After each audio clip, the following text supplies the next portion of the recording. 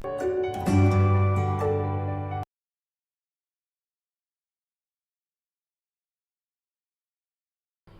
morning students, welcome to the online classes of Remedy Memorial Senior Secondary School. Today we are going to go through the last unit of our class number 6. The unit is 8. The name of the unit is Celebrations and the section number 2 is Christmas Day in the Morning. Let's go through the chapter, and this is the old man, maybe he is thinking about something. Let's get this from the story.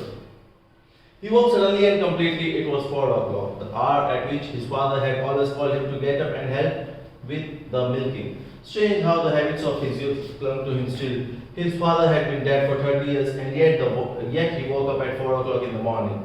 He had trained himself to turn over and go to sleep, but this morning, because it was Christmas, he did not try. So here we get to know that there's a person who got up early in the morning around 4, and it's the habit that he had from his childhood. His father used to wake him up early in the mornings so that he could help his father in milking. Even after his father's demise 30 years ago, he still had the same habit. He had tried a lot to sleep for late, but today, as it's the Christmas, he did not try to sleep for late. Yet, where was the magic of Christmas now? His own children had grown up and gone. He was left alone with his wife. Yesterday, she had said, "Let's not trim the tree until tomorrow. Robert, I'm tired." He had agreed, and so the tree remained out in the back entry. Now he thinks of like there's no joy for Christmas anymore nowadays because his own children had left him and gone out. Okay, they had grown up and gone. They left their parents. He was left alone with his wife. Yesterday his wife said that she is very tired and she won't be trimming the tree. They'll do that the next day. So the tree was also in the back entry. Why did he feel so awake tonight? It was chill night, clear and starry. No moon, of course, but the stars were extraordinary. Now that he thought of it, the stars seemed always large and clear before the dawn of Christmas Day.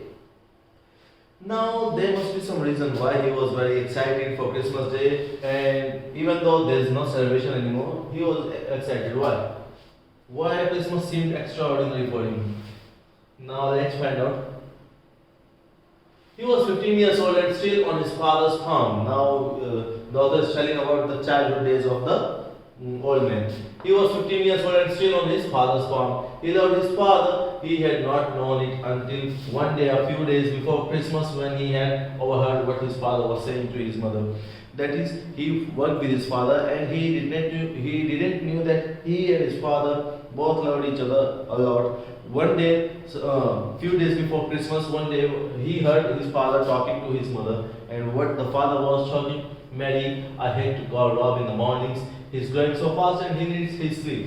If you could see how he sleeps when I go in to wake him up, I wish I could manage alone." Now the father says, "I don't like that.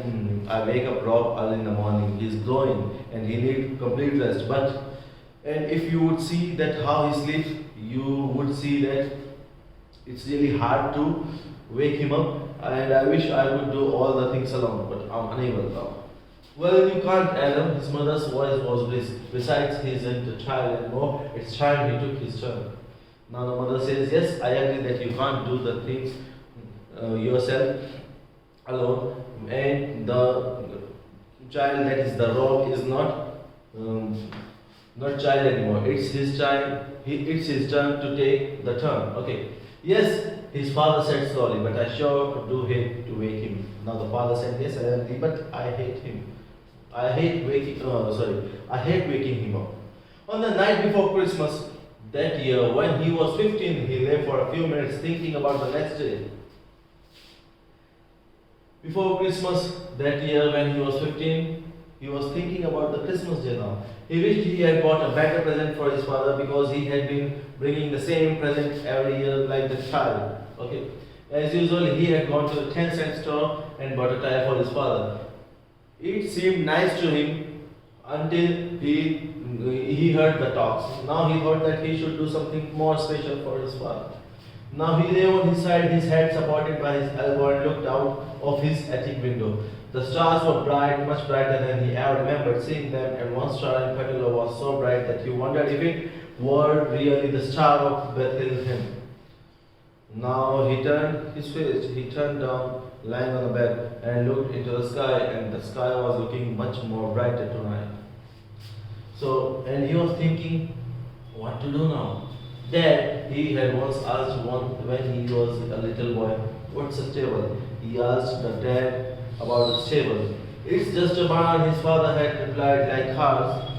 Then Jesus had been born in a barn, and through a barn the shepherd and the wise men had come bringing their Christmas gifts. Okay, so he started thinking about how Jesus was born.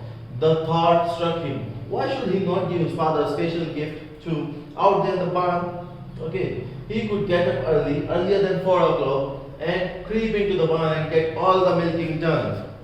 All the work that his father had to do should be done. He'd do it, milk and clean up, and then when his father went in to start the milking, he'd see it all done. He would know who had done it. Now he was thinking that he should do all the work himself before 4 o'clock, so that his father would see and his father would ultimately know who had done it.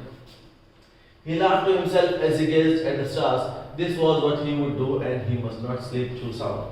Now he knew what he was going to do, and knew he had to wake up earlier. He must have waken 20 times, scratching at match each time to look at his old watch, midnight and 1:30 and then 2 o'clock. He woke up again and again to check out the time so that he could not get late. At a 2:45, he got up and put on his clothes. He crept downstairs carefully of the creaky boards and let himself out. The big straw hung lower over the barn roof, a reddish goat. The cows looked at him, sleepy and surprised. It was early for them too. Now he woke up, moved towards the barn, and even the cows were surprised because it was early for them too. He smiled, thinking about his father, and milked steadily. The task went more easily than he had ever known it to before. Milking for once was not a cow. It was something else, a gift to his father who loved him. He finished the two milk cans were full. He covered them and closed the milk house door carefully, making sure of the latch. He put the stool in its place by the door and hung up the clean milk pail. Then he went out of the barn and barred the door behind him. Now basically he completed all the things that he and his father used to do after 4 a.m. Now, after completion, he moved back to his room. Back in his room, he had only a minute to pull off his clothes in the darkness and jump into bed, for he heard his father. In a minute, he was back into the bed. Rob, his father called. We have to get up, son. Even if it is Christmas, we need to do our work. All right, he said sleepily. Okay. The door closed and he lay still, laughing to himself. In just a few minutes, his father would know. The minutes were endless, 10, 15. He did not know how many. Then he heard his father's footsteps again. The door opened and he lay still. Now his father was back to him after 15 minutes. Rob, yes, Dad. His father was laughing a queer, sobbing sort of laugh. You thought you fooled me, did you? His father was standing beside his bed, feeling for him, pulling away the cover, because father knew that all the work has already been done by the child, that is Rob. It's for Christmas, Dad. I did so because of Christmas. Son, thank you. Nobody ever did a nicer thing. Oh, Dad, I want you to know I love you. He did not know what to say. His heart was bursting with love. Both were very happy and wanted to spread the love as much as possible on each other.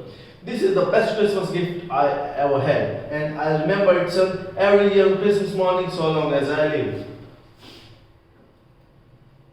Outside the window now, after so many years, once again the great star slowly sank. He got up, put on his slippers and bathrobe, went softly upstairs to the attic and found the box of Christmas tree decorations.